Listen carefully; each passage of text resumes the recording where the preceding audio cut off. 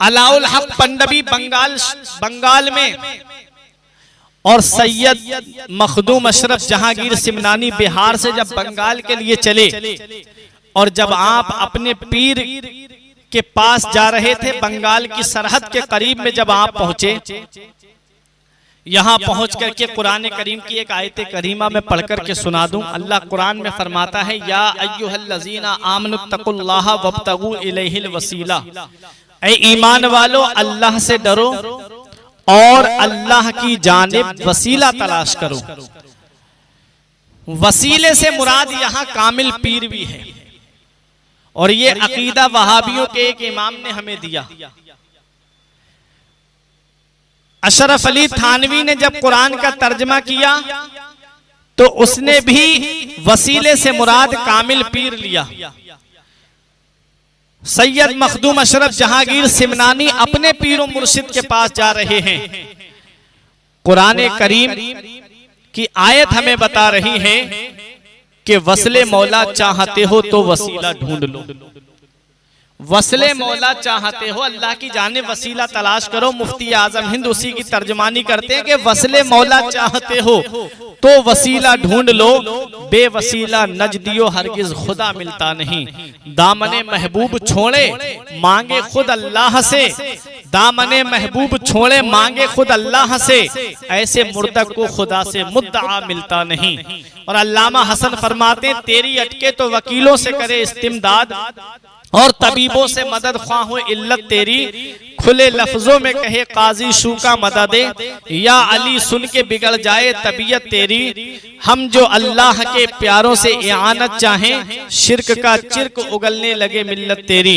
हजरात, तो कामिल पीर की तलाश में जब आप बंगाल की सरजमीन पर पहुंचने वाले थे तो शेख अलाउल हक पंडवी अलैहि रहमतु व रिजवान चाश्त के बाद में थोड़ा आराम करने के लिए लेटे हुए थे। अचानक से उठे और उठने के बाद बोले, बुए यार मी आयत, मुझको मेरे यार की खुशबू आ रही है। तमाम खादिमों से कहा, खुलफा से कहा, मुरीदीन से कहा कि जल्दी से मेरे पीर मुर्शिद की पालकी निकालो और मेरी पालकी निकालो और मेरे साथ साथ चलो।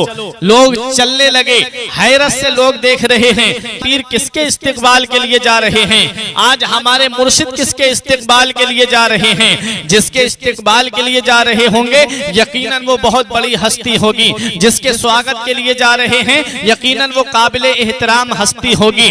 जिसके इस्तिकबाल के लिए जा रहे हैं वो यकीनन कोई बहुत बड़ी हस्ती होगी। तकरीबन आप बंगाल से 1 कोस की दूरी पर जब आप पहुंच गए और वहीं पर खड़े होकर के आप इंतजार करने लगे, सैयद मखदूम अशरफ जहांगीर सिमनानी जब सामने आए तब आपके चेहरे पे खुशी के आसार जाहिर होने लगे।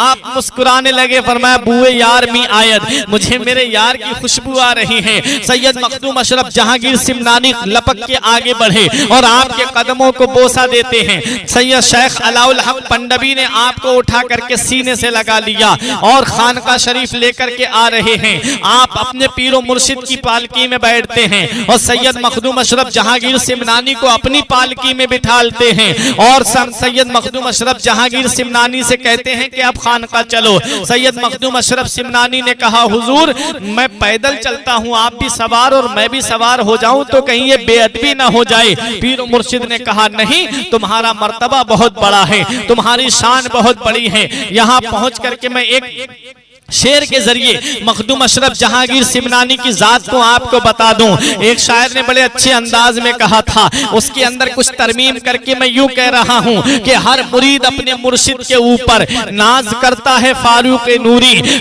शान नाज जिस पर करें पीरो मुर्शिद, शान अशरफ को ऐसी मिली है। सैयद मखदूम अशरफ जहांगीर सिमनानी की शान वो है, आपकी जात वो है कि पीरो मुर्शिद आपके ऊपर नाज कर रहे हैं, पीरो मुर्शिद आपके ऊपर फख्र कर रहे हैं।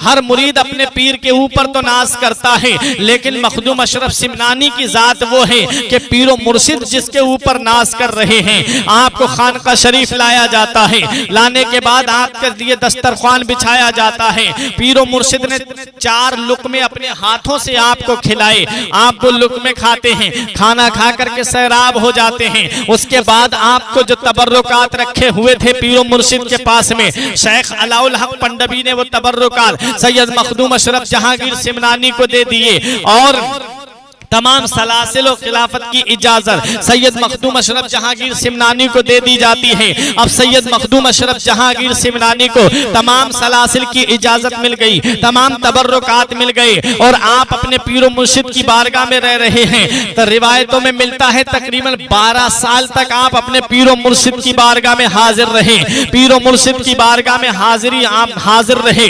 हजरात गिरामी, जब सैयद मखदूम अशरफ जहांगीर सिमनानी ने वहां से चलने का इरादा किया तो पीरो मुर्शिद एक दिन सोच रहे थे, शबे बारात थी, 14 शाबान थी, आप शबे बारात के नवाफिल अदा कर रहे थे। पीरो मुर्शिद के दिल में ये ख्याल आ रहा था कि कोई ऐसा लक़ब मिल जाता जो मैं अपने मुरीद को दे देता, कोई ऐसा लक़ब मुझे मिल जाता जो मैं अपने मुरीद को दे देता और मेरा मुरीद वो लक़ब अपने नाम के साथ में जोड़ लेता। हजरात, आप रात में शबे बारात के नवाफिल पढ़ रहे हैं और आदो वज़ाइफ में सैयद मखदूम अशरफ सिमनानी मशगूल हैं। हजरात, तारीख बताती है कि रात में गैब से आवाज आ रही थी, जहांगीर जहांगीर जहांगीर। आपके पीरो मुर्शिद ने जब ये आवाज सुनी, मखदूम अशरफ सिमनानी से फरमाया, ये आवाज सुन रहे हो? कहा, हाँ मैं भी आवाज सुन रहा हूं। तब आपके पीर अलाउल हक पंडवी ने कहा, मैं चाहता था कि तुम्हें कोई लक़ब दे दिया जाए जो तुम मेरे पास से जब जाओ तो मेरा वो लक़ब तुम्हारे नाम के साथ में लग जाए। कहा, अल्लाह तबारक व तआला ने गैब से तुम्हें जहांगीर का लक़ब अता फरमाया है। सैयद मखदूम अशरफ जहांगीर सिमनानी, हजरात गिरामी, जहांगीर का लक़ब आपको पीरो मुर्शिद की बारगाह से मिलता है और ये लक़ब गैब से आपको मिला था। और आप ईद के बाद में जब बंगाल से चले, आपके पीरो मुर्शिद ने वो जगह दिखाई, फरमाया कि अब देख रहे हो ये तालाब के करीब में ये जो जगह है, यहाँ की मिट्टी से तुम्हारा खमीर बना है। मखदूम अशरफ जहांगीर सिमनानी के पीरो मुर्शिद कहते हैं, बेटा ये जो तालाब के करीब में तुम जगह देख रहे हो, यही की मिट्टी से तुम्हारा खमीर बना है और तुम्हारी यही आरामगाह होगी, यही तुम्हारा आखिरी मस्कन होगा, यहीं पर तुम्हारी कब्र बनेगी। अल्लाह अकबर। वो नजारा दिखा दिया पीरो मुर्शिद ने, वो मंजर दिखा दिया पीरो मुर्शिद ने।